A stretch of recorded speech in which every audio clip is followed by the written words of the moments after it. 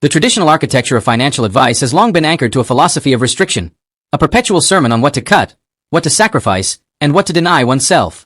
We are routinely told that the path to prosperity is paved with minor abstinences, that by shearing away the small pleasures of daily life, we will somehow amass a fortune over the course of several decades.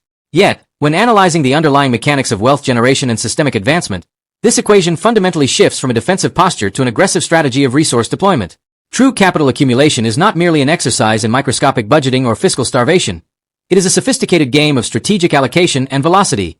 Once the foundational baseline of fiscal security is established, the predictable, standard market index funds, the emergency reserves, or the diversified safety nets that keep the economic lights burning, the injection of surplus capital into high-yield, unconventional vectors becomes the real catalyst for compounding growth. The calculus must shift entirely from defensive preservation to offensive deployment, identifying specific, high-leverage points where capital can buy something far more valuable than mere consumer goods. Capital, when utilized correctly, is a tool to purchase systemic efficiency, accelerated competence, structural autonomy, and psychological sovereignty. This profound paradigm shift begins with reimagining the true nature of assets, which extend far beyond the digitized tickers flickering on a brokerage interface or the abstract numbers balancing a banking ledger. There is a massive psychological and structural distinction between paper wealth and tangible, alternative stores of value that exist in the physical world.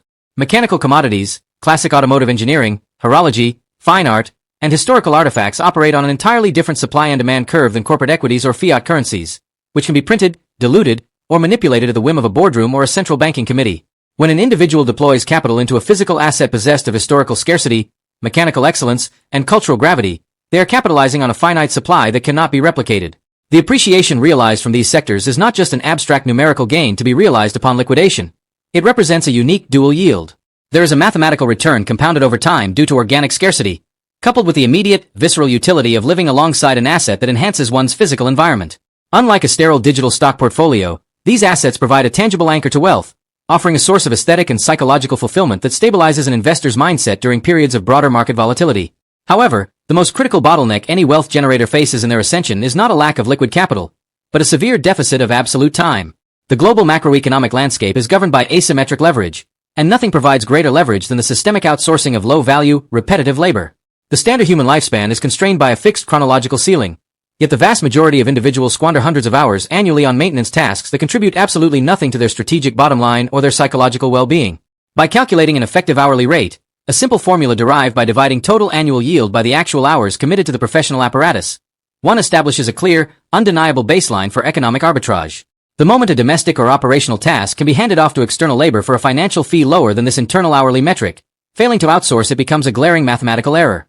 It is a severe misallocation of resources that actively suppresses an individual's compounding potential.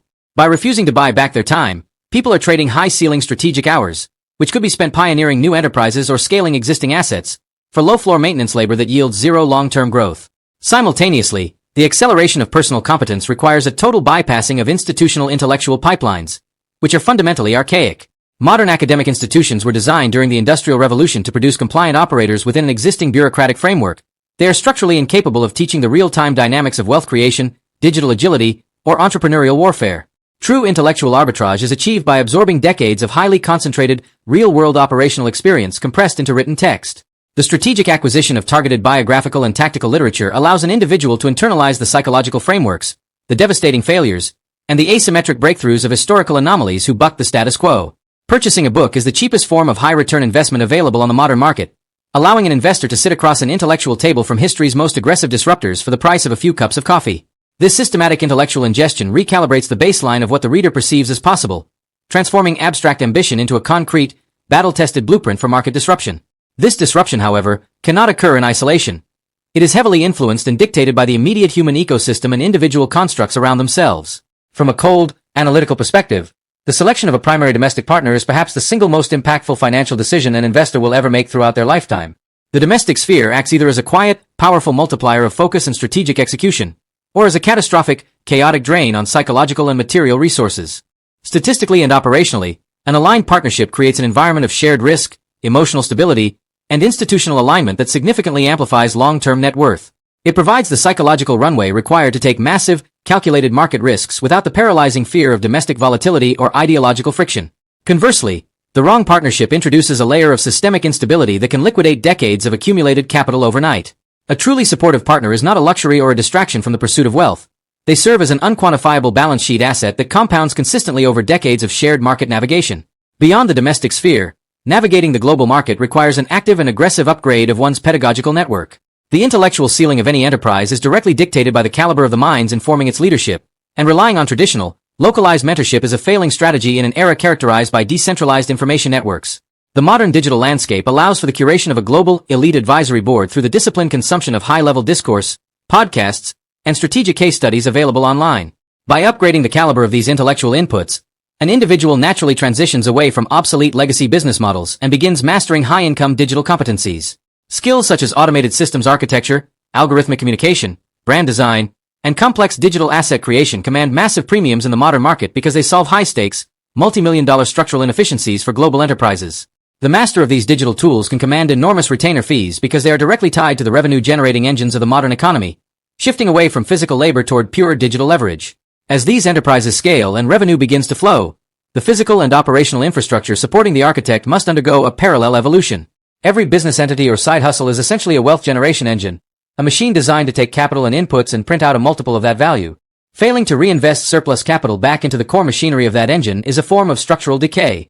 Upgrading physical tools, computational hardware, and technological interfaces is never a consumer indulgence. It is a calculated capital expenditure designed to maximize operational throughput, eliminate workflow friction, and enhance output quality.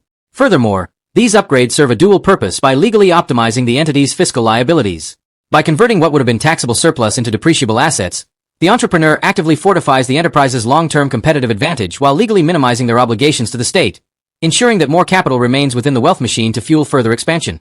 This fortification demands an equally sophisticated approach to fiscal oversight and regulatory navigation. Navigating complex macro-taxation frameworks requires an institutional-grade accounting infrastructure that is explicitly aligned with future growth rather than mere past performance. Operating as a significant, high-earning entity within a small, localized fiscal framework introduces massive systemic risk. An expanding enterprise requires financial architects and accountants who are routinely engaged with complex, high-tier corporate structures, international compliance matrices, and advanced wealth preservation strategies. To bridge the operational gap while transitioning to this level of elite oversight, the deployment of decentralized, integrated enterprise management software becomes absolutely non-negotiable. Utilizing streamlined, automated systems to synchronize real-time financial tracking, cash flow diagnostics, and balance sheet reporting eliminates administrative drag. This technological integration ensures that leadership retains absolute clarity over the entity's financial vitals without becoming bogged down in operational minutiae, turning the financial department from a historical record keeper into a predictive radar system. While optimizing systemic infrastructure and software is vital, the physical vessel directing the entire operation remains the ultimate single point of failure. The modern economic landscape demands prolonged periods of intense cognitive output, making ergonomic and biological optimization a matter of foundational security rather than mere lifestyle luxury. Deploying capital into high-grade physical support structures, ergonomic environments, and sophisticated biometric monitoring technology is an essential risk mitigation strategy. Cognitive decay, impaired decision-making, and structural physical failure are the direct results of neglecting biological recovery and sleep.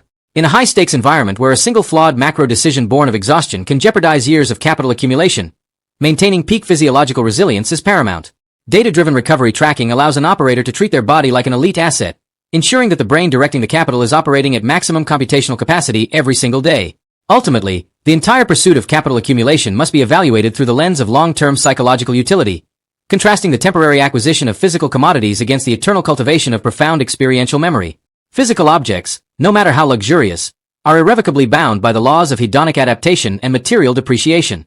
The initial psychological surge that accompanies the acquisition of a new item inevitably decays into background noise as the asset ages, degrades, and becomes obsolete in the face of newer iterations.